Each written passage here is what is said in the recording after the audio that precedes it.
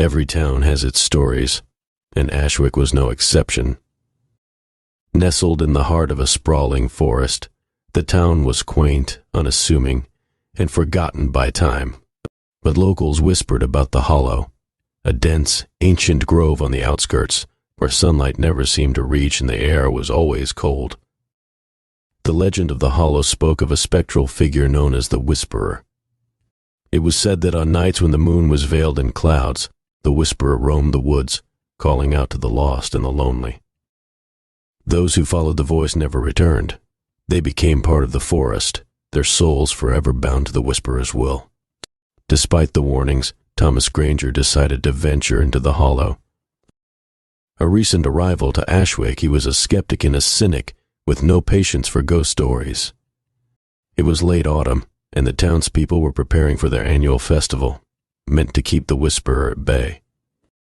Thomas scoffed at the preparations and set out, determined to debunk the myth. As he entered the Hollow, a strange silence enveloped him. The rustling leaves and chirping crickets of the outer woods vanished, replaced by an eerie stillness.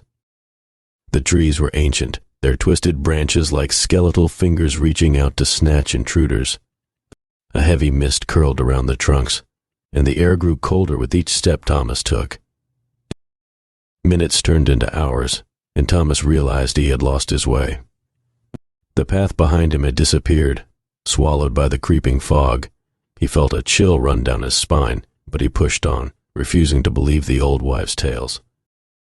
Then he heard it, a faint whisper, like a breath of wind through the trees. He paused, straining to catch the words. They were indistinct, but they seemed to beckon him deeper into the Hollow.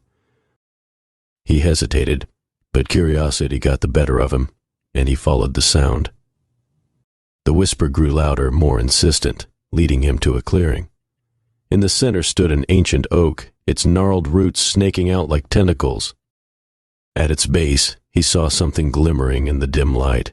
As he approached, he realized it was a locket, old and tarnished. He picked it up, and a sudden sense of dread washed over him. The whispering intensified, and Thomas felt a presence behind him. He turned slowly and saw a figure emerging from the shadows. It was a woman, her eyes hollow and her face pale as death. Her lips moved, but the words were incomprehensible, like a song sung underwater. Thomas tried to back away, but his feet were rooted to the spot.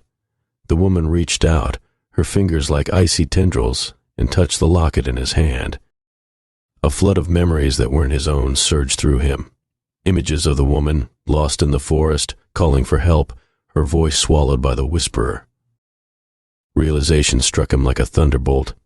The Whisperer wasn't a single entity, but a collective, a legion of souls trapped by the forest, forever doomed to lure others into their fate. The woman's eyes pleaded with him, and he understood that she wanted release, an end to her eternal torment. Summoning all his strength, Thomas tore the locket from his neck and flung it into the darkness. The woman's form began to dissolve, and her whisper turned into a wail that echoed through the trees. The ground trembled, and the mist receded, unveiling the path back to town. Thomas stumbled out of the Hollow, shaken but alive. He never spoke of what he had seen, but the townspeople noticed the change in him. He no longer scoffed at their rituals, and every year he joined them in the festival, honoring the lost and keeping the Whisperer at bay. The legend of the Hollow lived on, a chilling reminder of the unseen forces that lurk just beyond the light, waiting for the unwary to wander too far.